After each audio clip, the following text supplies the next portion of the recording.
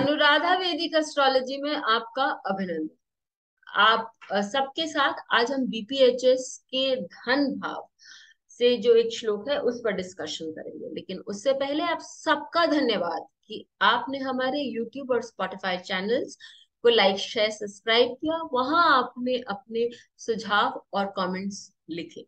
यदि आपने हमारे चैनल को लाइक शेयर सब्सक्राइब नहीं किया है तो जरूर करें और अपने सुझाव और कमेंट्स लिखें और बेल आइकन को दबाना ना भूलें ताकि आपको अपडेट्स निरंतर मिलती रहे। तो बीपीएचएस के चैप्टर 15 का ये श्लोक है कि धनेश लाभ भावस्ते लाभेशे वा धनम गत।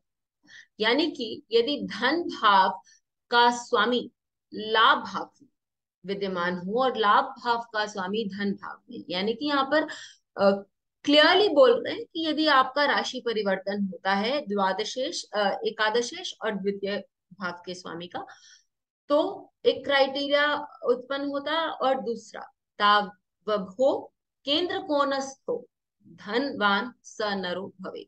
इसका मतलब ये हुआ कि या तो राशि परिवर्तन हुआ, या फिर आप देखें कि ये दोनों किसी केंद्र कोण में एक साथ विद्यमान हैं, तो वो आपको बहुत अच्छे रिजल्ट्स देंगे।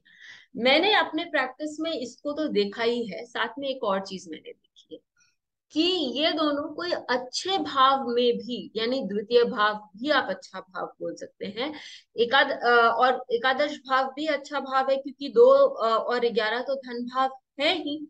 साथ में यदि ये इन दोनों भाव में और केंद्र कोण में हो तो आपको अच्छे रिजल्ट्स देंगे ही, धन देंगे ही।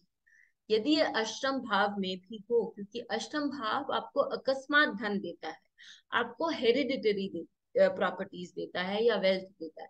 यदि वो वहां जाके बैठते हैं तो आपको धन मिलेगा ही, लेकिन ये डिस्प्यूटेबल वेल्थ के अंतर्गत ही आ सकता है और इसको पाने के लिए आपको थोड़ा कष्ट या मेहनत करना पड़ सकता है। एक ही है। दूसरी बात कि हमें लघु पराशरी में भी एक डेफिनेशन मिलता है संबंध का, कि हम संबंध किसे कहते हैं। तो जब दो ग्रहों के बीच में संबंध होता है तो राशि परिवर्तन हो सकता है, या हम कह सकते हैं कि वो कंजंक्शन में बैठे हों, वो एक साथ बैठे हों। लेकिन यदि एक ग्रह जैसे मंगल हुआ, गुरु हुआ या शनि हुआ, वो दूसरे ग्रह को अपनी दृष्टि तो देता है लेकिन वो उससे दृष्ट नहीं हो रहा है, क्योंकि उनका लग्न सप्तम जहां वो बैठे हैं सप्तम का उनका संबंध नहीं बन रहा है, लेकिन इसको भी एक तरह का संबंध माना गया है। क्या एक ग्रह दूसरे ग्रह के भाव में बैठा हो तो भी उसको संबंध माना गया है। वो है, आई अग्री कि ये वीक संबंध है, लेकिन ये फिर भी एक संबंध माना गया है। दूसरी बात मैंने ये भी ऑब्जर्व किया है कि यदि ये नक्षत्र बदलते हैं, नक्षत्र परिवर्तन होता है, या एक जो प्लैनेट है वो दूसरे के नक्षत्र में बैठा है, तो भी वहां एक संबंध उत्पन्न होता है। जब मैं नक्षत्र की बात कर रही हूँ तो मैं विंशोत्तरी दशा के अनुसार यहाँ बात कर रही हूँ। तो हम ये चार्ट नुस्ली वाडिया का ले लेते हैं। हम जानते हैं कि वो हमारे देश के एक जाने माने व्यक्ति हैं जिनके पास धन अपार है। यहाँ यदि हम लग्न देखें तो लग्न वृषभ लग्न बनकर आता है, वो पहले ही धन का लग्न है, ठीक है।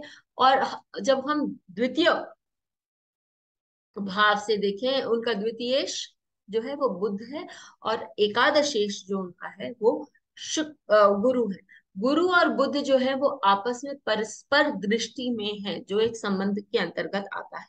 लेकिन ये राहु केतु के एक्सिस में, तो ये क्या बोलते हैं, ये बोलते हैं कि ये जो उनका वेल्थ है वो डिस्प्यूटेबल हो सकता है, या अपने वेल्थ के लिए उनको बहुत जिद्दोजहद करनी पड़ सकती है, या ये भी बता सकता है कि वो बाहर के देशों से अधिक धन कमाएंगे, क्योंकि ये इनका कंपनीज जो है इनकी वो एमएनसी यानी मल्टीनेशनल कंपनीज होती हैं, तो इसके लिए वो बाहर के देशों से बहुत अच्छा धन कमाती हैं।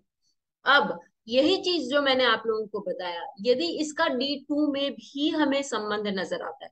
अब एक श्लोक आप देखेंगे कि बीपीएचएस के पास में बहुत सारे श्लोक हैं जो कि आपको धन या दारिद्र्य के संबंध देते हैं, लेकिन आप यदि एक श्लोक को D1 में लगाएंगे और दूसरे श्लोक को D2 में लगाएंगे और कहेंगे कि धन नहीं आ रहा है, तो नहीं, जिस श्लोक का रिफ्लेक्शन हमें D1 में दिखाई दे रहा है उसी का हमें रिफ्लेक्शन होरा चार्ट में भी दिखाई देना चाहिए। तो इसी को हम यदि होरा चार्ट में लगाते हैं तो आप देखेंगे कि गुरु D1 के जो द्वितीयेश और एकादशेश हैं, गुरु और बुध और गुरु, वो यहाँ पर गुरु अपनी दृष्टि, पंचम दृष्टि बुध पर डालते हैं।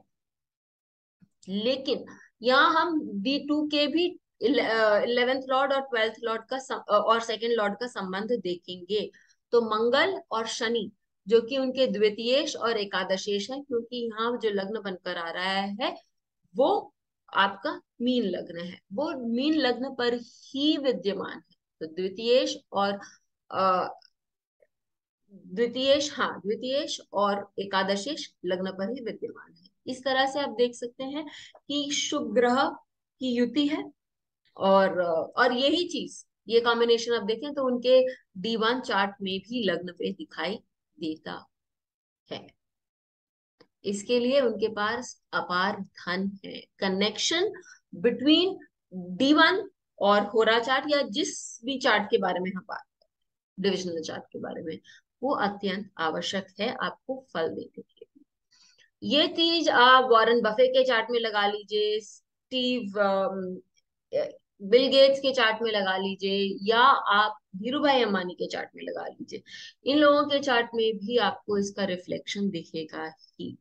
जरूर लिख कर बताएं कि आपके पास जो चार्ट्स हैं उनमें ये किस तरह से रिफ्लेक्ट करता है और किस तरह से अपनी आपको इसके बारे में क्या समझ आता है। फिर मिलेंगे, तब तक बेल आइकन को दबाएं ताकि आपको वीडियोस की अपडेट मिलती रहे। हमारे वीडियोस को लाइक करें, शेयर करें, उन पर कमेंट करें और हमारे चैनल को सब्सक्राइब करना न भूलें।